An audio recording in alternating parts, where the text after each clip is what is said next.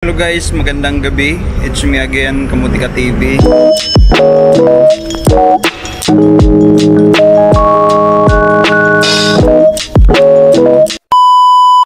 Yan, thank you so much sa mga nagsusubscribe dyan.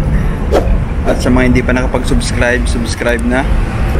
Magsusubscribe pa lang, ayan, thank you in advance. Hello guys, kumusta? Kumusta lahat? Gusto ko shoutout yung mga lagi nanonood sa vlog ko. Ayan, shoutout sa inyo guys. And gusto ko rin shoutout yung mga viewers ko sa iba't ibang lugar. Ayan, thank you so much guys sa support nyo. And gusto ko rin shoutout yung mga mandirigmaan natin dito sa Macau na patuloy lumalaban sa buhay. At advice ko lang guys sa mga dito sa Macau na naghahanap ng trabaho. Ayan guys, seryosohin nyo guys. Kung talagang gusto nyo makahanap ng trabaho, seryosohin nyo. And una-una, huwag tayo tatamarin. Yan. Dapat araw-araw. Alam nyo guys, sa totoo lang, ang daming agency dito sa Macau na pwede nyong pasahan ng CV. Napansin ko kasi dati na yung mga kasama ko, magpasa lang kami tatlong beses.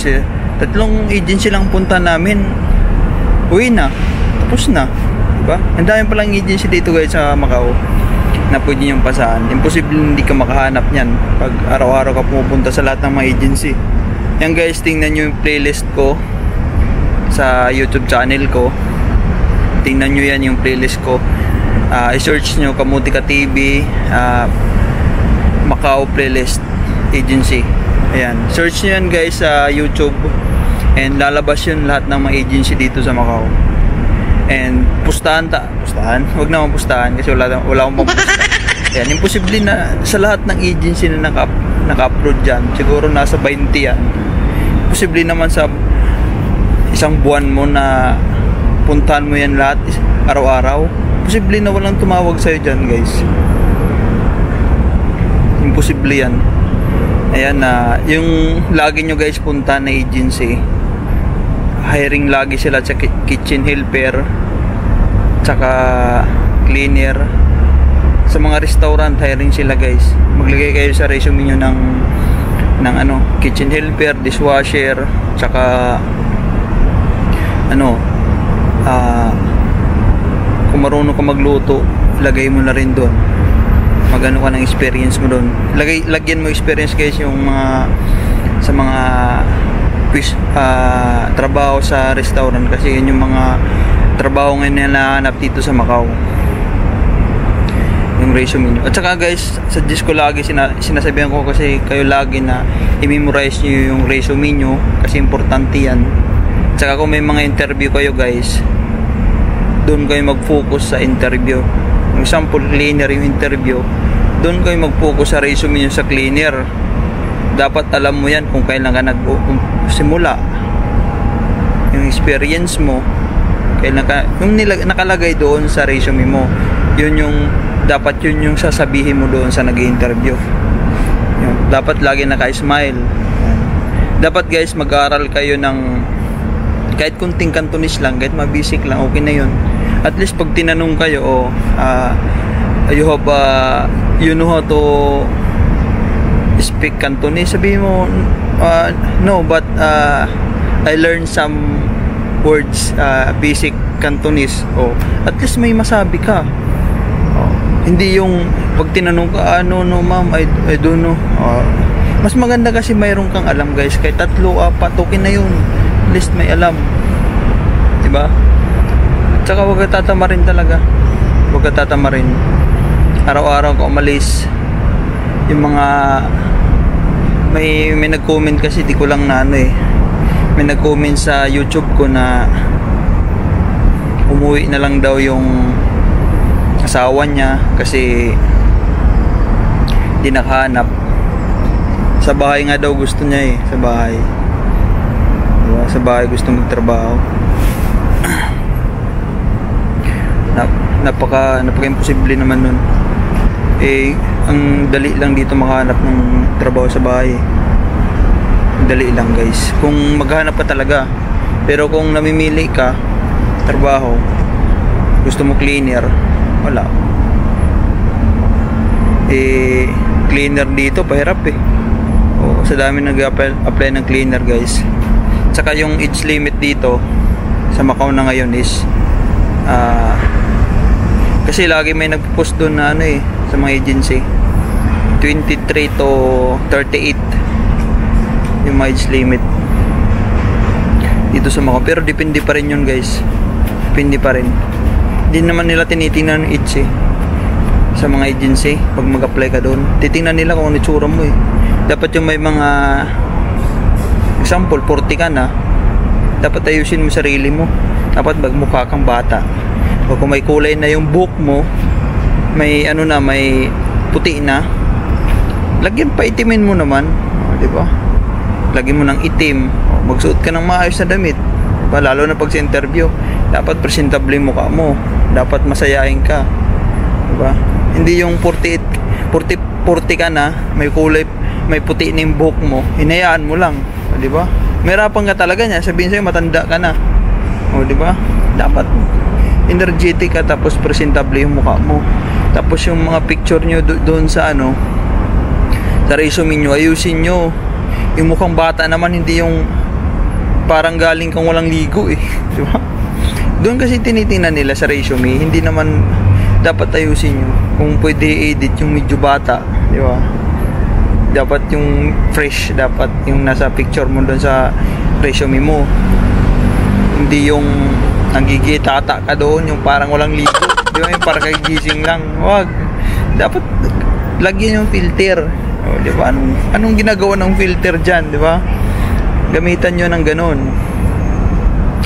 Yun guys, yun mga suggest ko, kasi yun yung mga ano eh yun naman dapat eh, di ba?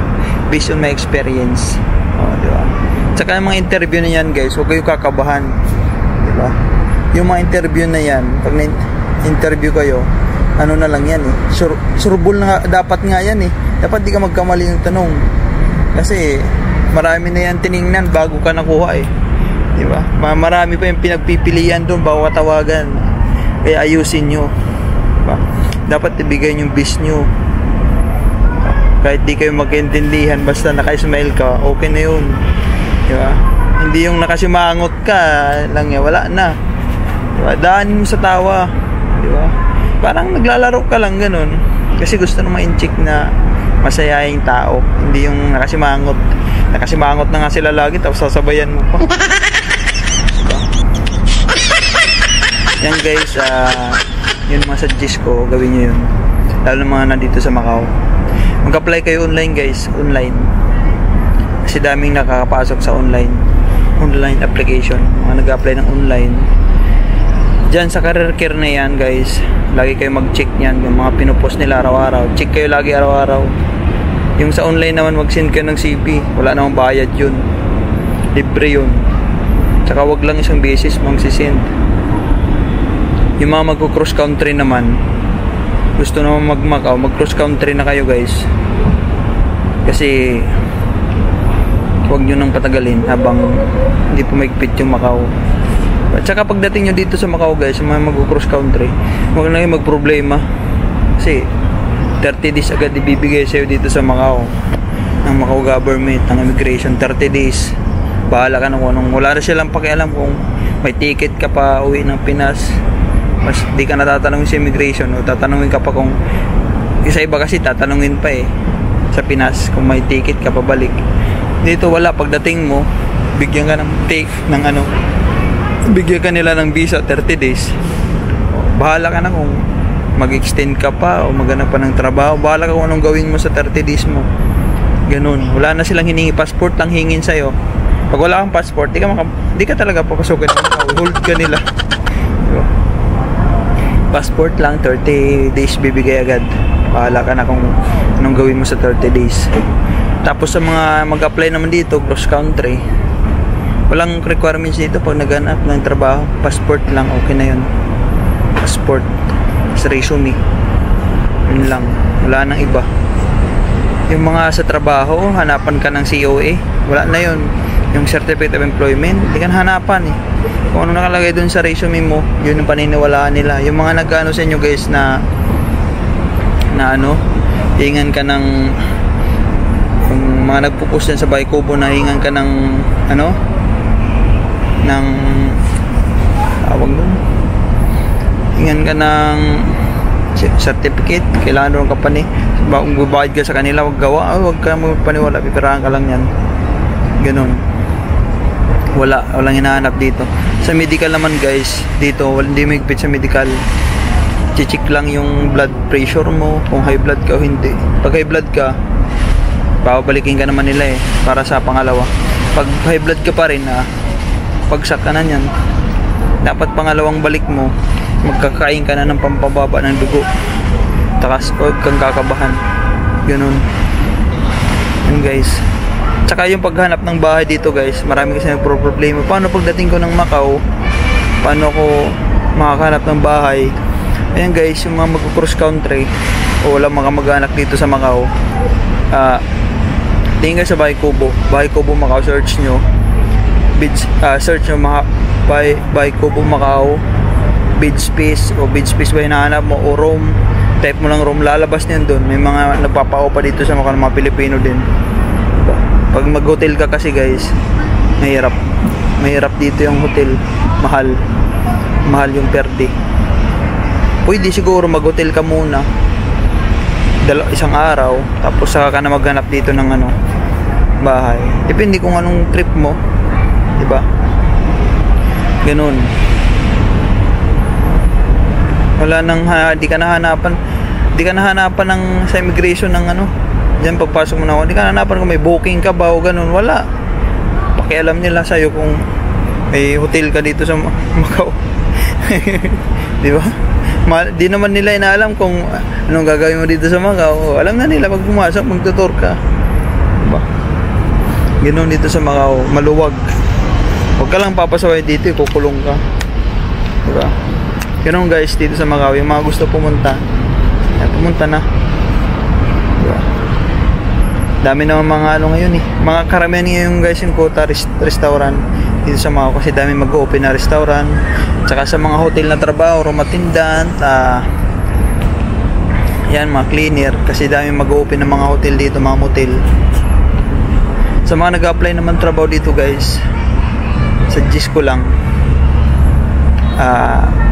kung yung ina-apply mo, kung nag-a-apply kasi isang araw, 3 agency lang pinupuntahan mo, talagang hindi ka talaga makakahanap. Malabo yan. Kung lahat ng agency dito sa mga pinupuntahan mo, possible yan. Wala ka namang ginagawa, wala ka namang trabaho, bakit ka tatamarin, di ba? Ba't ka tatamarin? Punta ka sa mga agency, kahit mag-isa ka lang guys, mag-isa ka lang, kasi pangit pag dalawa kayo.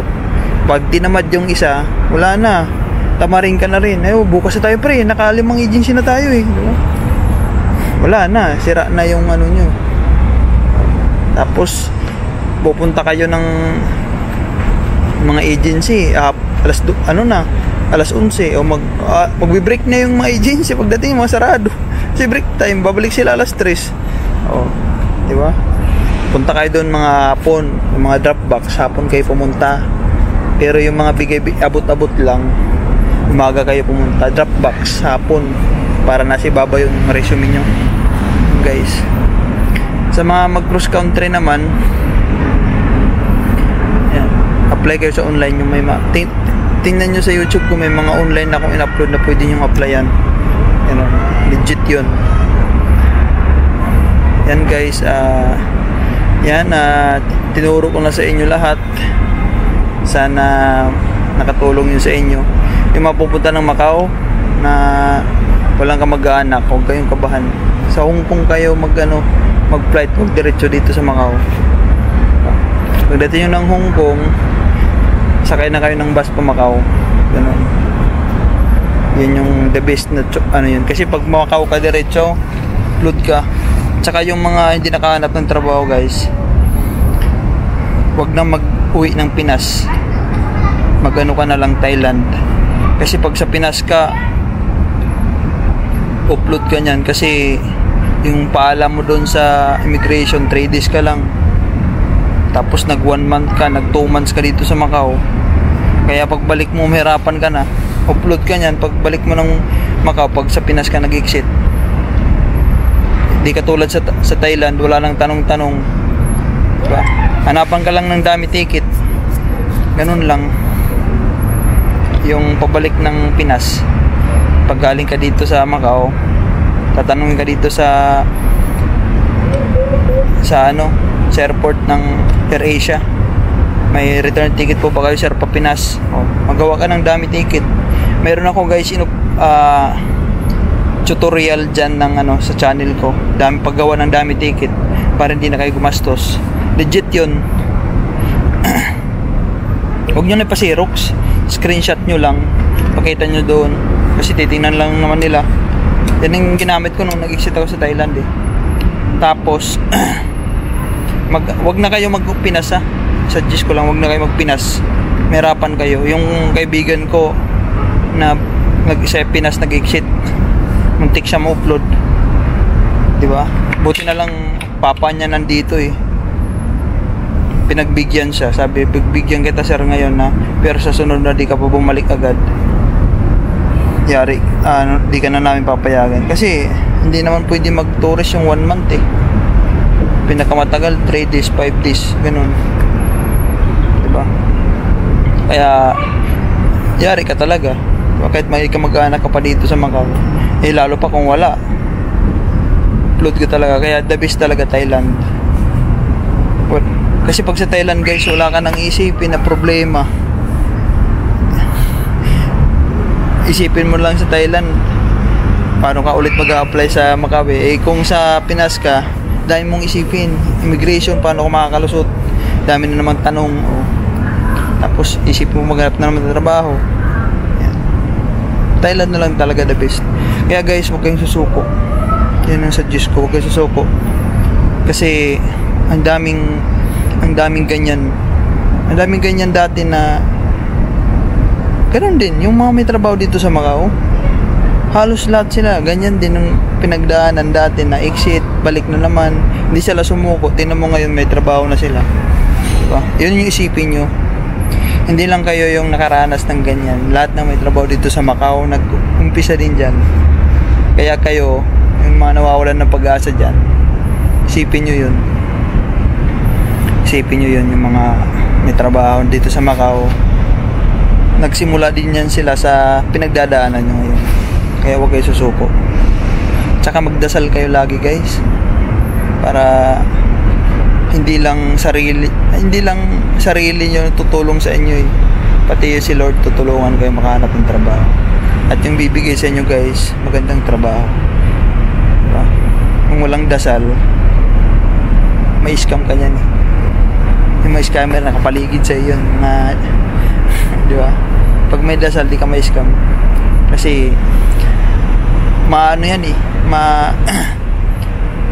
maudlot yan mag-i-scam sa'yo nagdadasal ka, wala yun, gawain yun ni Satanas nang i-scam. Kaya si Satanas di ka maano niya may scam, kasi protektado ka sa taas diba? Protektado ka ni Lord diba? Ganun guys, huwag kayo susuko, and talagang sipagan nyo, huwag kayong patamad-tamad para makahanap talaga kayo ng trabaho. Lahat ng mga agency na in-upload ko, puntahan nyo